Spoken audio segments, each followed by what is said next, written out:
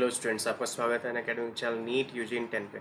इस चैनल की खासियत ये है बच्चों कि आपको विद इन 10 मिनट्स में आपको मैं टॉपिक बताऊंगा, इवन न्यूमेरिकल के साथ आपको टॉपिक सारे समझा दूंगा। हाँ बच्चों, मेरा नाम आदित्य कुमार है। मैंने बीटेक किया, मेरी ब्रांच इलेक्ट्रिकल इंजीनियरिंग। ऑलमोस्ट मैं 6+ ईयर्स से फिजिक्स पढ़ा रहा हूँ। मैंने करियर पॉइंट कोटा में पढ़ाया, Aakash institute south ex new Delhi में पढ़ाया।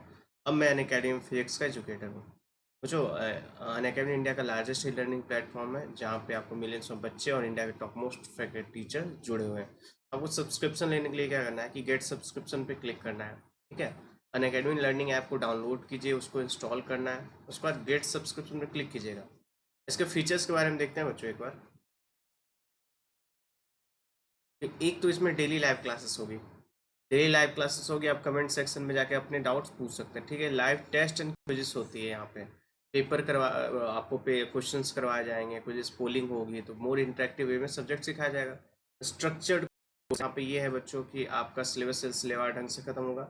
अनलिमिटेड एक्सेस मतलब आपका जो एक्सेस, इसका ये मतलब समझिएगा कि आपने यदि 12 या 24 मंथ्स का सब्सक्रिप्शन लिया है तो आप तब तक उस वीडियो को एक्सेस कर सकते हैं एक तो। और बाकी जितने मान लीजिए प्लस कोर्सेज जो सब्सक्रिप्शन है उसमें अपने 40 टीचर्स पढ़ा रहे हैं, तो आप 40 टीचर का वीडियो एक्सेस कर सकते हैं। ठीक है, अब इसमें देखते हैं बच्चों चार्जेस के बारे में। तो एक मंथ का चार्ज देखिए 5000, यहाँ पे 6000 है ना। जो 10% ऑफ है बच्चों, यहाँ यहाँ और यहाँ, ये मेरा रेफरल आदित्य यूज कीजिएगा। ठीक है, बाकी को सजेस्ट कीजिएगा। इस कोड को यूज करने के बाद किसी भी तरह के कोर्सेज लीजिएगा तो आपको 10% का डिस्काउंट मिलेगा। अब देखिए 3 मंथ का कितना है पर मंथ 4500, 6 मंथ का 0, 12 मंथ्स का कितना है 2250, 24 मंथ्स का पर मंथ देखिए 1350।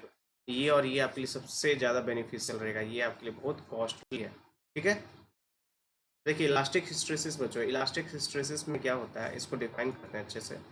इलास्टिक हिस्ट्रेसिस कर्व एक बार देखिएगा, ध्यान से सुनिएगा।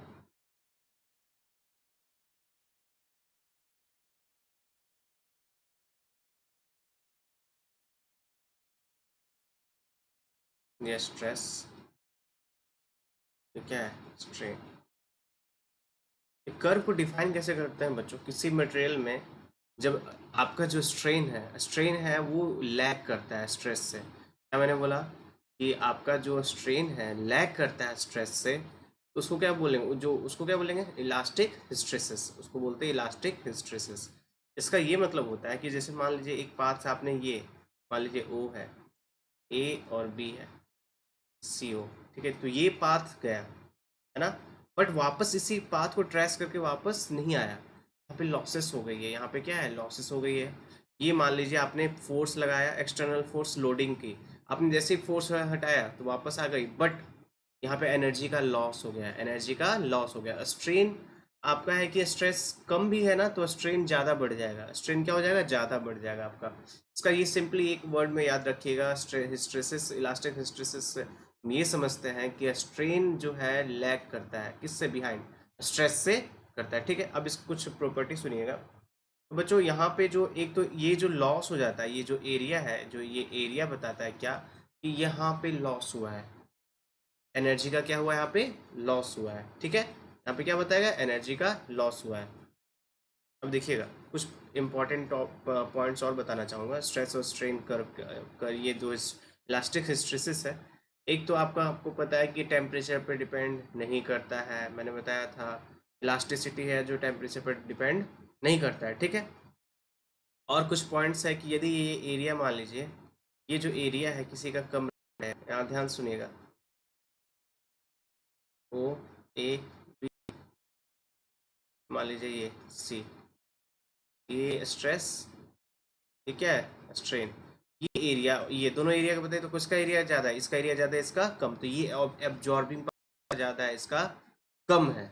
ये एब्जॉर्बिंग मतलब ज़्यादा है ना, कि एनर्जी ये ज़्यादा स्टोर करेगा, ये क्या कम करेगा, ये एनर्जी का लॉस इसमें कम होगा। यहाँ पे लैग बिहाइंड क्या कम करेगा स्ट्रेन। ठीक है, आगे देखते हैं कुछ क्वेश्चन हम क्लियर करते हैं कंसेप्ट को, ध्यान से देखिएगा। Two different types of rubber are found to have the stress strain curve as shown below in figure. The area of the stress strain curve of material is numerically equal to the work done in loading the material. Loading unloading का मतलब आप external force लगा रहे हैं, loading कर दिया, external force जैसे हटा दिया उस मटेरियल को पे, तो वो क्या अनलोडिंग हो गया। चलिए अब इसको देखते हैं। पहला है which of the two rubber material would you choose for the car tyres. चलिए बताइए, तो इन दोनों रबर का है आपका हिस्टेरेसिस कर्व दे रखा है। अब कौन सा है जो किस टायर को आप अपना मतलब किस रबर को उससे आप टायर बनाएंगे। ऑब्वियस ये बनाइएगा ना, क्योंकि इसका एरिया क्या है, कम है। इसका एरिया कम है मतलब हीट लॉस क्या होगा, कम होगा, एनर्जी का लॉस कम होगा, पर टायर गर्म कम होगा फ्रिक्शन के कारण, है ना। तो ये a would be better option. Second option, a heavy machine is to be install in a factory to absorb vibration of the machine, ठीक है। A block of rubber is placed between the machine and the floor. Which of the two rubbers would you prefer to use for the, मतलब एक machine हो गया, इसके बीच में रबड़ है, ठीक है, और प्रेशर को एब्जॉर्ब कर रहा है। तो एब्जॉर्बेशन की आ रही है, बताइए तो कौन सा ज्यादा एब्जॉर्ब करेगा एनर्जी को, ये ना बी, क्योंकि एरिया इसका क्या है ज्यादा। सेकेंड में क्या होगा, आपको बी हम लेंगे, बी रबर, ठीक है ना। Done. आगे देखते हैं, एक क्वेश्चन और लेते हैं, देखिए diagram show a force extension graph for a rubber band. Consider the following statement. Extension force ये स्ट्रेन है, एक्सटेंशन स्ट्रेन ऑब्वियस है, ठीक है ना। ये फोर्स स्ट्रेस, ठीक है, एक्सटेंशन इसको हम कंपेयर कर सकते हैं, फोर्स है ये, एक्सटेंशन है, इसको कंपेयर इस तरह से कर सकते हैं, ठीक है। अब देखिए, अब बोल रहा है कि क्या होगा सही, it will be easier to compress this rubber then expand it. ये आपको बच्चों यहाँ से नहीं पता चल रहा है, इस आपको मैंने क्या बताया, जो ग्राफ देगा इसका हिस्टेरेसिस का, ये सिर्फ क्या बताता है, हीट लॉस कितना हो रहा है, हीट गेन कितना हो रहा है, लैग कितना हो रहा है। तो कौन सा ऑप्शन है, देखिए तो the rubber band will be gate heated if it is stretched and released. ये तो बात सही है, हीटेड हो जाएगा क्योंकि क्या एनर्जी उसमें लॉस हो जाएगा ना, ये एरिया, ये ग्राफ ये दिखा रहा है। Rubber does not return its original length, नहीं, आपका लेंथ पे कोई असर नहीं पड़ेगा, लेंथ ओरिजिनली लेंथ आ जाएगा।